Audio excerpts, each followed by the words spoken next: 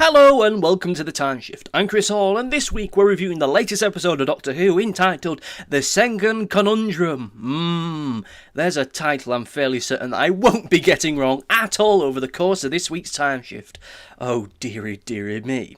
Now this video is going to be a review of the aforementioned episode. As such, this video is going to be spoiler heavy. So if you've not seen this episode of Doctor Who as yet and you don't want it spoilt for you, it's best to switch this video off now to avoid any spoilers. But for the rest of us, let us all dive headfirst into the Tsuranga Conundrum.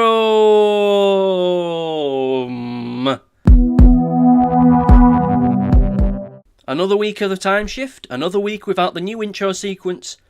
I haven't made it, that's all we have to say on the matter. But I'm wearing a suit now, so, doesn't that make it better?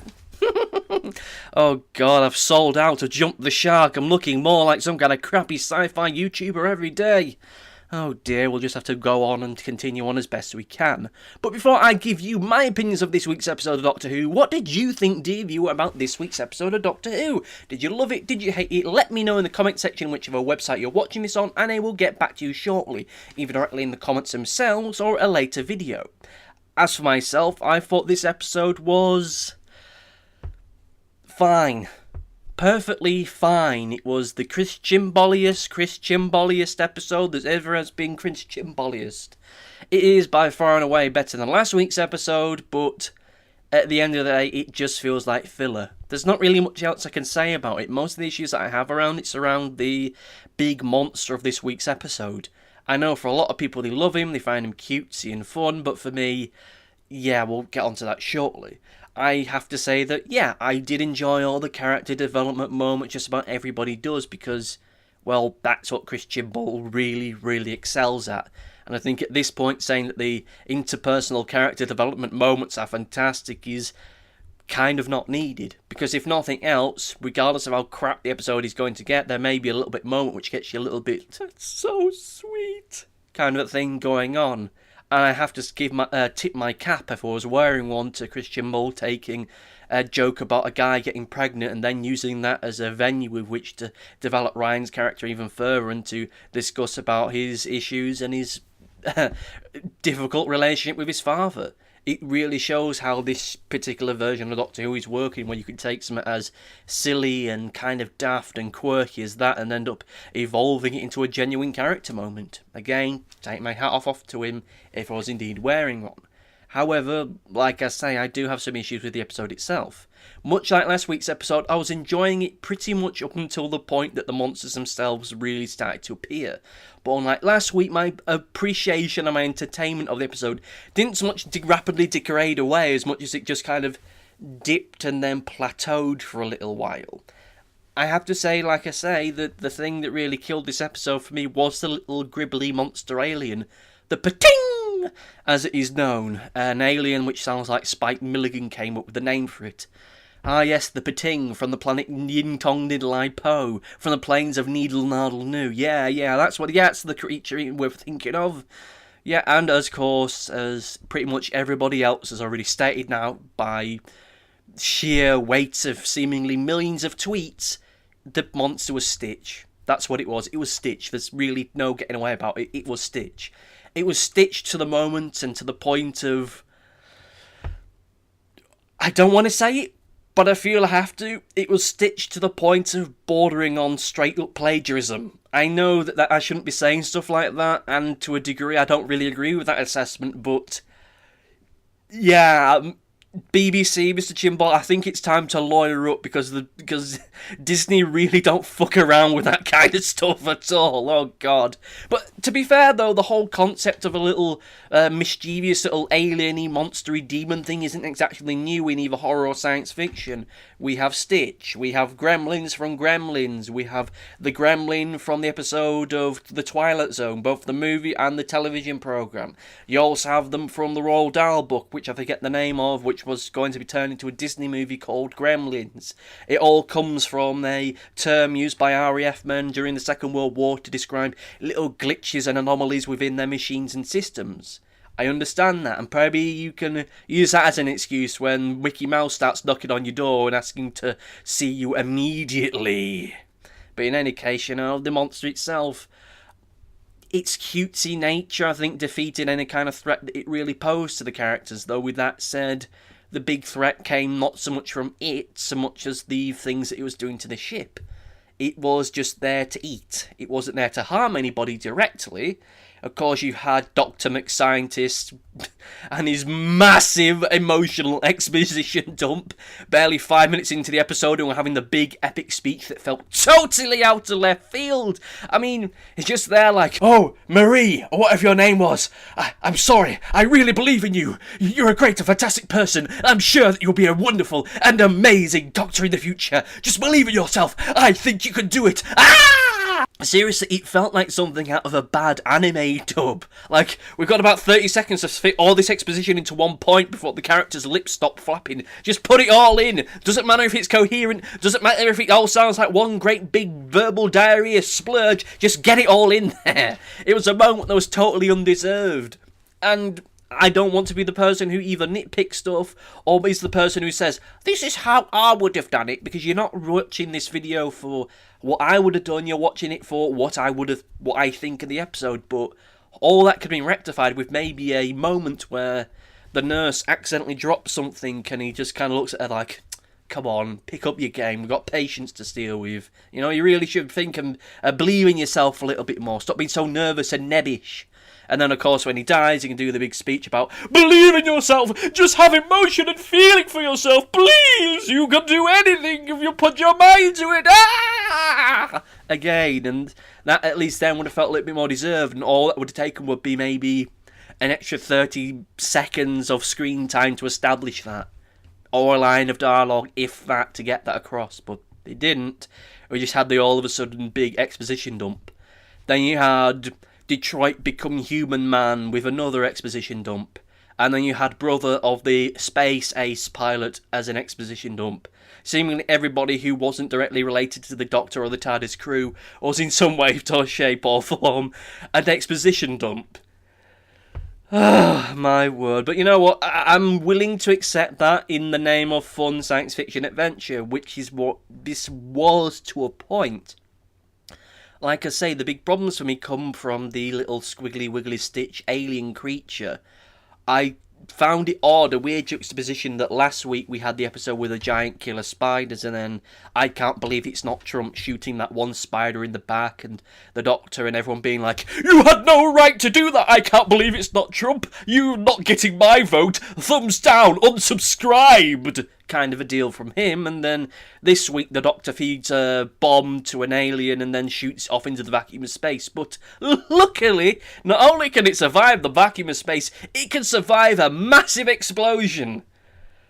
Fuck off. Seriously, I'm certain that had this alien looked different, had it looked a little bit monstrous and scary, if it looked a little bit more like a xenomorph or the gremlin from the not Tales from the Crypt, the Twilight Zone movie from a few years back, or a gene stealer or some kind of other monstrous science fiction creature, that it would have blown up, it would have had this agonising death in the vacuum of space. But no, it's cute. It looks great for the kids. It's going to make great merchandising, isn't it? Yeah. Oh, good grief. You know, it just feels so weird having a creature like that in a show like this. It's a monster and an antagonist that isn't really a monster, and its antagonistic nature is just because it needs to eat. And of course you had that moment towards the end of the episode where the Doctor's like, "Oh no, I suddenly realise it doesn't want to harm us, it just wants to eat." When, hang on a minute, we already established that. We established that when we had the Easter egg spewing machine with all the little pictures of all the different sci-fi monsters from previous series suddenly appearing on it because, fan service. We established then that it doesn't really eat people, it eats machines, it eats inorganic material, so it wasn't really doing it out of being malicious. And of course you had the bit where all the escape pods happened to be released and destroyed at the exact same time by this little creature that's just there to eat batteries, essentially. But no, it's not evil. It's not evil at all. But we needed the escape pods to get jettisoned and destroyed so that we couldn't just escape or lure it into an escape pod and shoot it out into space. No. We gotta put the little bomb in there and then have it eat the bomb and then float about like Muttley from Stop the Pigeon whenever he got a medal and then just disappear off into space, totally content with a smile across his little face, off to enjoy himself. Another bad guy in this year's series of Doctor Who that doesn't really get foiled as much as they just get either teleported away, they walk away, or they just get locked in a cupboard, or in this case shot out into space. Which at this point, either we are going to have some great big monster mash towards the end of the series where all the villains are going to end up coming back, or, yeah, we got a problem. Of course, with that said, I've read some kind of speculations and theories as to why that is the case, and the Radio Times did a short little bit of it, and it came to 3 conclusions. Either 1, yes, this is all building up to some kind of great epic final confrontation. 2, it's part of some kind of greater meta discussion about how this particular version of the Doctor is absolutely true pacifist run. No one gets hurt, not even the spooky little doll monster thing. That's an Undertale reference I just threw in there because I don't know why, but whatever. The Doctor's a true pacifist and will do absolutely nothing at all to harm the monster or the villain in any way, shape or form. But at that point, yeah, you are kind of just kicking them down the road for them to come back at a later point, aren't you, Doctor? You're getting Batman syndrome, aren't you, Doctor? This is kind of a bad situation to be in, isn't it, Doctor? But of course, they wanted the Doctor to be a true pacifist, so no one gets hurt, so okay, fine enough. And it's going to be something of a transition away from the David Tennant era Doctor, of him being essentially like an avenging angel travelling through time and space and delivering swift and decisive justice to all the villains and bad guys. Yeah, I can get behind that because I'm kind of sick of that within Doctor Who, just seemingly going out of his way to defeat the evil bad guy in the most ironic and be careful what you wish for kind of way as possible. But, you know, at that same time, some of these monsters, they're going to end up causing great threats and difficulties to the world and the universe further down the line. I mean, the Pating, it's an alien monster which has been established by the Space Ace pilot lady as being the kind of creature that can destroy an entire space fleet. One of those little buggers can destroy a space fleet. Hundreds, thousands, if not hundreds of thousands of people getting killed by this little thing that just wants to eat, that just wants to consume. Just one of them. Millions of people that are going to be without loved ones, friends and family.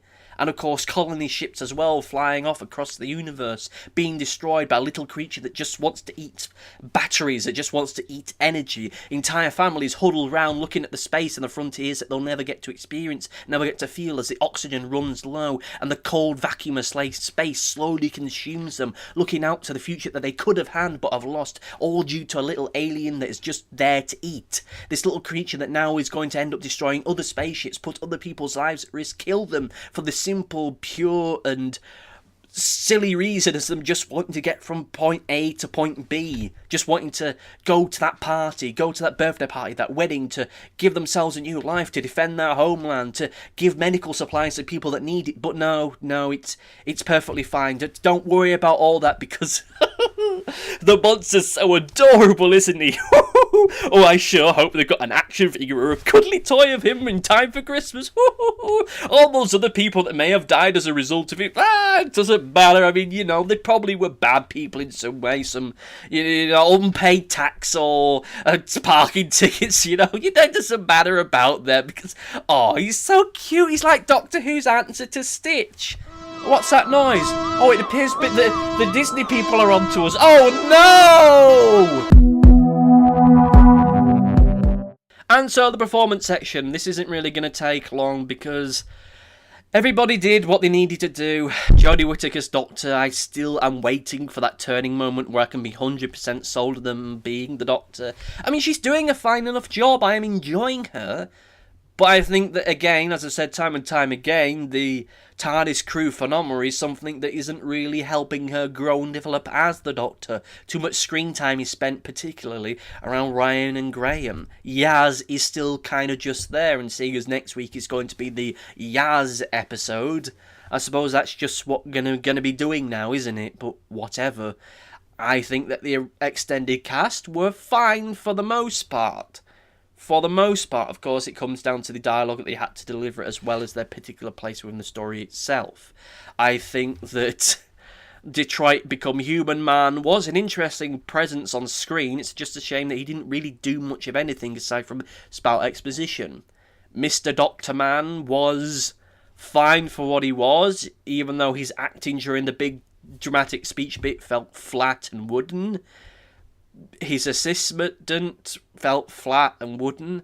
The only person whose performance I otherwise liked was the guy who was pregnant, because it was kind of a fun yet endearing performance. Who he kind of wanted him to survive all the way through to the end of it, and of course, the Space Ace woman. I really like the little bit of world building they did with her. She's a veteran of countless engagements and wars and conflicts who, for a start, the Doctor isn't screaming and shouting at, as they probably would have done had it been Peter Capaldi's Doctor.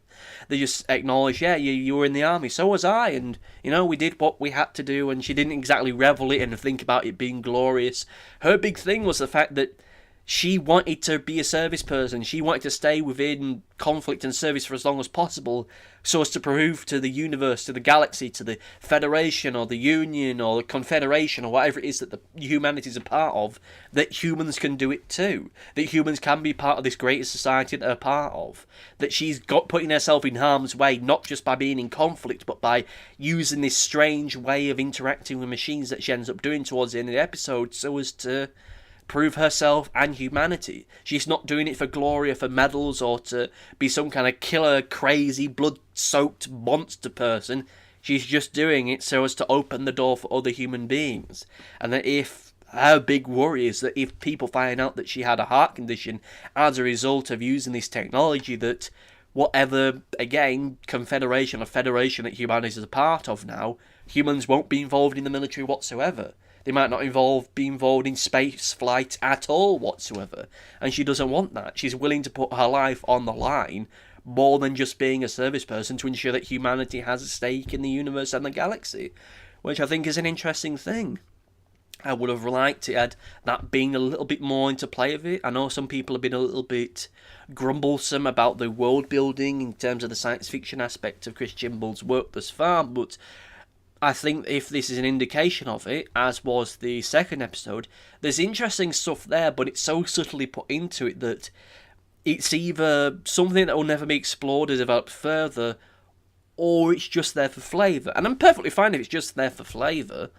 It's just whether or not any of this will actually come into play in any kind of way later on, or whether this is going to be reflected upon or built upon. Probably not, because the Doctor's gone to countless eons and time periods or whatever, but that's a whole other point. We're starting to get into more broader overview points. So as for the performances, everybody did the job pretty well. The main cast were fine for what they did. No real standout performances from them. From the extended cast, the woman playing the Space General, she was by far and away the better one, because she actually had more of a plot and backstory to her. But you know what, we're starting to waffle. Now let's just get on into the overview. And now the overview. I was doing really well for myself up until about a few minutes ago, as I managed to get all through this entire video in one take. Then I went off on a tangent that kind of nullified everything good I'd done up to this point, so let's just speak about the overview. What did I think of the episode as a whole? It was fine, perfectly fine for what it was. It wasn't the greatest episode of Doctor Who, it wasn't the worst episode of Doctor Who. If this is a filler episode, I'd rather that filler episodes were of this quality and not the quality of shows or episode that we got last week. It had an ending. I think the ending was kind of a little bit bullshit. I worry that we are going to end up seeing the Stitch alien monster thing again in the grand finale, where the Doctor will probably end up using it on Tim Shaw's people, and then I'll make a video calling the Doctor a hypocrite because on those ships there was probably innocent people as well. But you know what? It doesn't matter, because they're the evil predator rip-off aliens, and they're going to be defeated by the not quite evil, the kind of cute and adorable Stitch alien rip-off monster thing. Woo! And then I can't believe it's not Trump or die. That's probably what will end up happening, and I'll have a rant and a moan about it. But, you know, whatever. What did you think about this week's episode of Doctor Who? Did you love it? Did you hate it? Let me know in the comment section of whichever website you're watching this on, and I'll get back to you shortly. We have one comment, at least that I know of, because I didn't check Rooster Teeth before doing this video, which I probably should have done, which, if there is a comment there, I'll edit it in now! And the comment from the YouTube video was from Ziggy or whatever, where they say, giant spiders are for life, not just for Christmas. No truer words have ever been said. I'm just interested about next week's episode. At least I know what it's going to be about. It's going to be about the partition of India. It's going to be a historical come science fiction episode with some kind of science fiction-y, monster-y, villainy kind of thing lurking in the background, as well as Yaz going back in time and trying not to alter and change the past at all. Yeah, that could be an interesting thing, as well as some kind of historical stuff to really educate people along the way. I've liked the slightly more edutainment tone that this particular series has been taking. It's felt a lot more natural than what we had back in the classic era of Doctor Who, where the edutainment bits felt very, very awkward. The Dalek invasion of Earth episode in particular, where you had the moment with Ian and the Doctor trying to figure out a magnet puzzle. Oh, God. Yeah, the Daleks, they hid the key to escape the cell within the cell, and all you needed was a magnet. And just there, they happened to give them the magnet as well to use.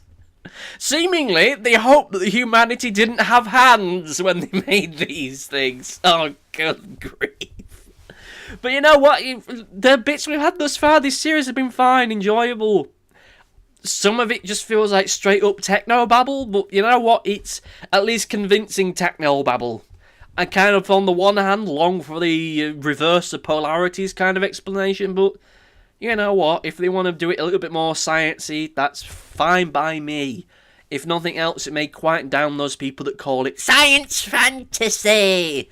I really just, no, can we just stop with that title? It's science fiction.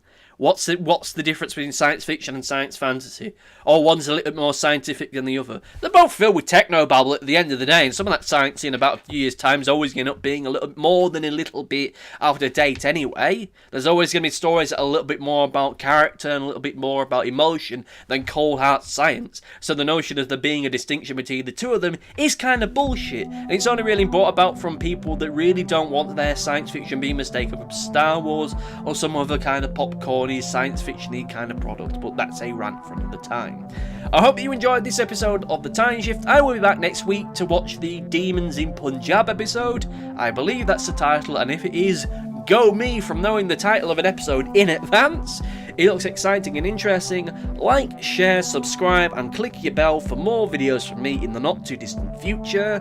I'm sure at some point I'll finally get around to doing my review of Season 9, Season 10 of Doctor Who, as well as my review of Class. And maybe Parallels if I can ever find a copy of it lying around again. And hell, maybe even the final run of Agents of S.H.I.E.L.D. coming next year. I honestly don't know. But we'll find out. We'll see where all that comes. I shouldn't promise stuff that I might not be able to give, but whatever. Thank you for watching, and goodbye.